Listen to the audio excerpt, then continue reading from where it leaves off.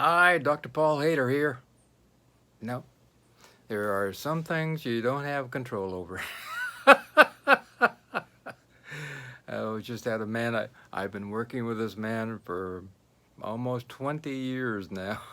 He came to see me the other day, and he's gone through a divorce and moved from one state to another state and lost his job. The whole business collapsed, really, and he was in a sorry state, tried to get another job, couldn't.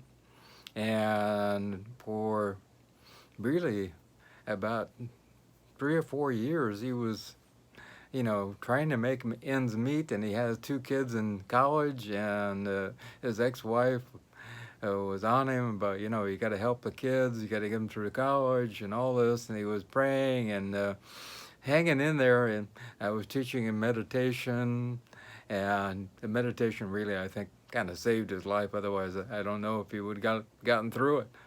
And then all of a sudden, he finally, after 4 years, or so, somewhere around there, he finally got a job.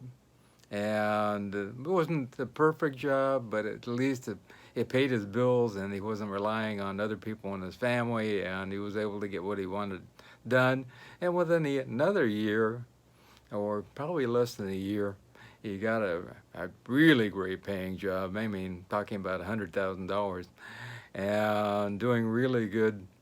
And 3 months into it, he comes to see me. He's like, is this it? Is this it? That's all there is to it.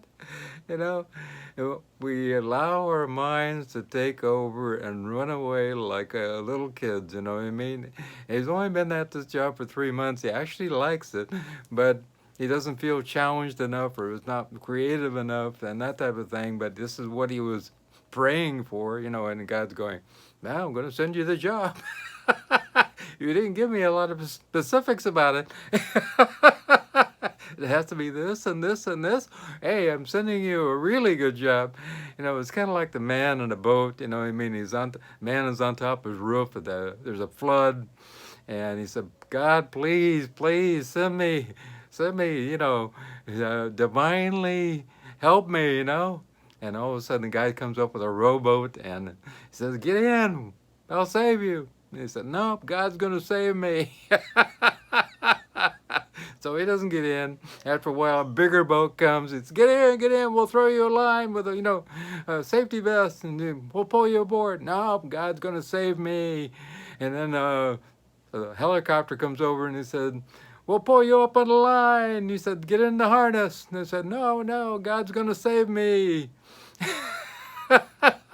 And then the waters rise, and he drowns. And as he's drowning, he's going, why, God, you were going to save me. And he said, well, I sent you a rowboat. I sent you a bigger boat. I sent you a helicopter. What's the problem?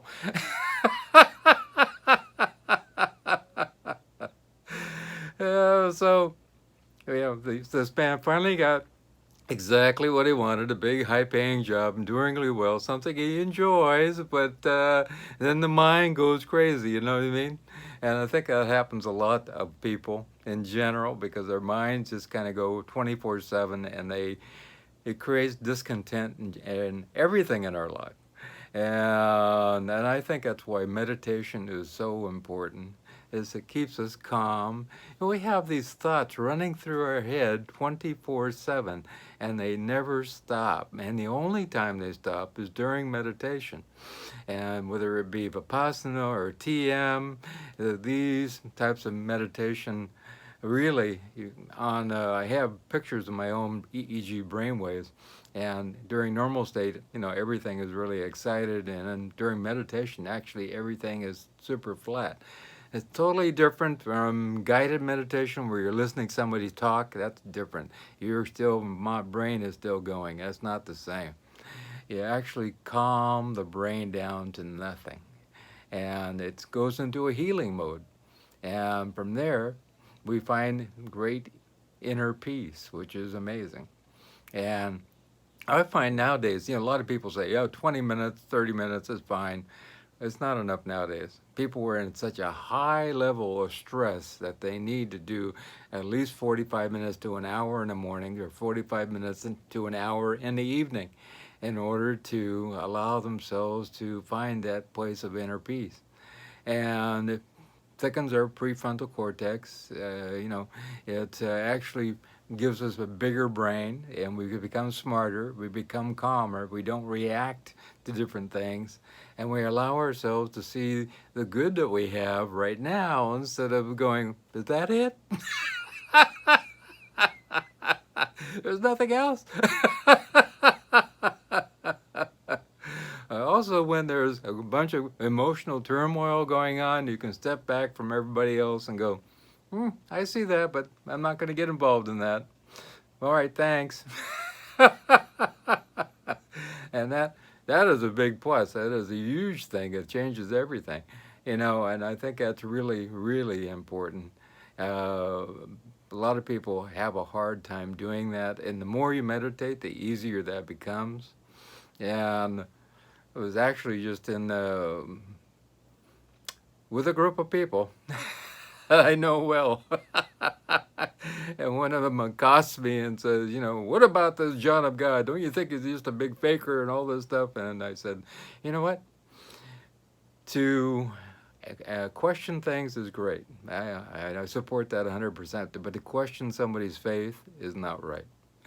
And, otherwise, normally many years ago when I was in my 20s, I would have, been very angry. But not anymore, not these days. So it was like, and then he just kind of goes, uh-oh.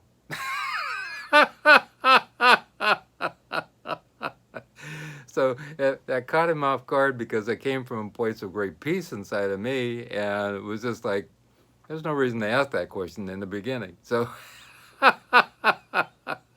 very interesting.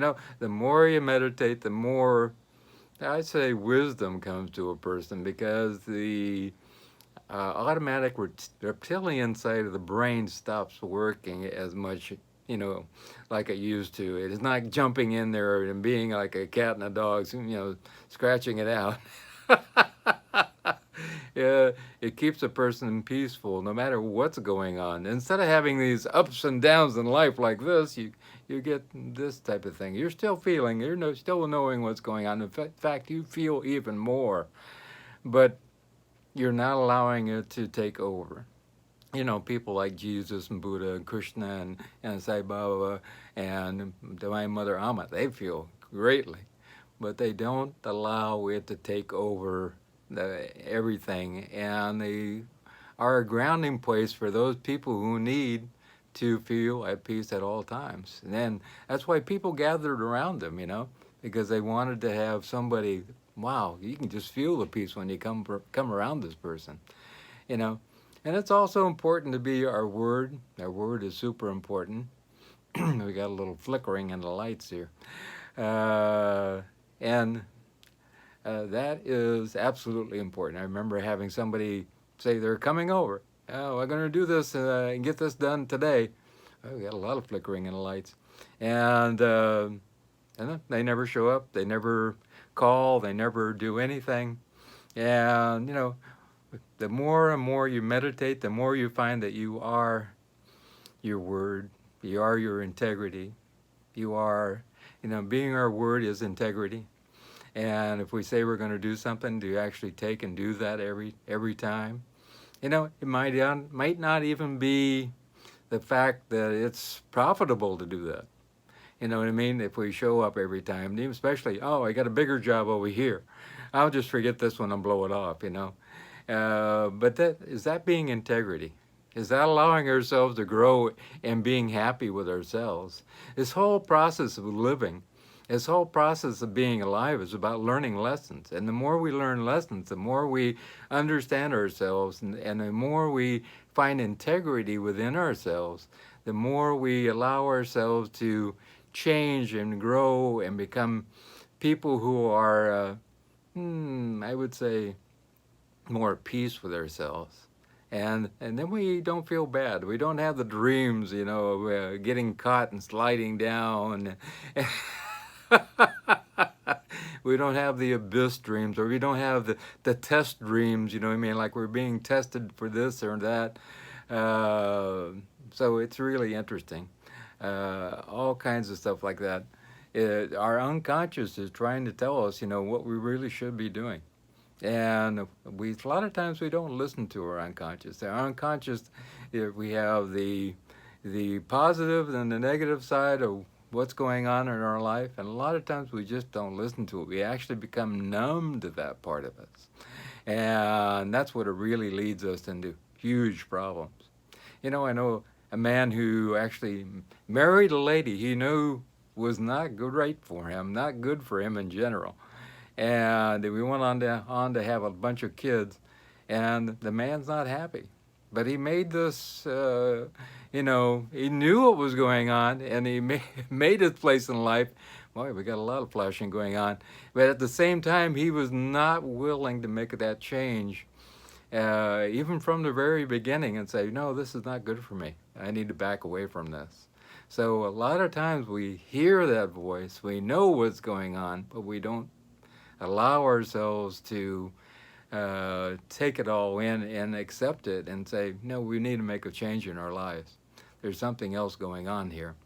And so we have to allow ourselves to know that we have choices deep down inside. Can I be a person of integrity? Can I be a person of my word? Can I be a person who does what I say every time, even when it even costs me money? And that's true integrity.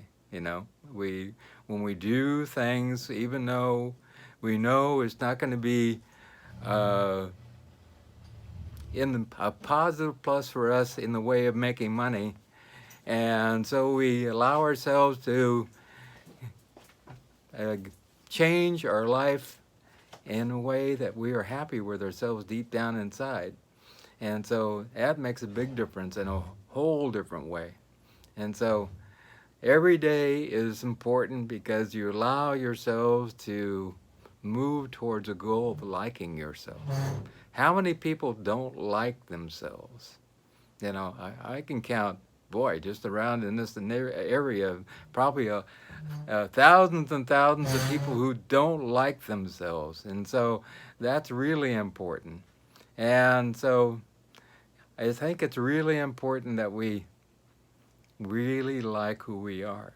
And if we don't keep our word, if we don't allow ourselves to be at peace because we are always true to ourselves, how can we like ourselves? Absolutely impossible.